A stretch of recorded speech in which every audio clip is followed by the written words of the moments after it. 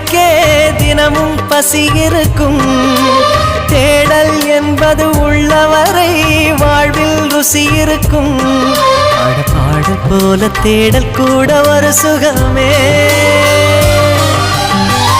இசை பாடி வரும் இளம் காற்றுக்கு உருவமில்லை.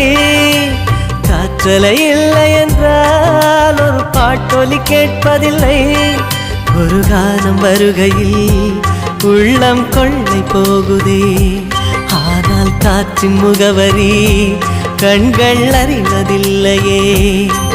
இந்த வாழ்க்கையே ஒரு தேடல் தான். அதை தேடி தேடி தேடும் மனது தொலைகிறதே. இசை பாடி வரும் இளம் காற்றுக்கு உருவமில்லை.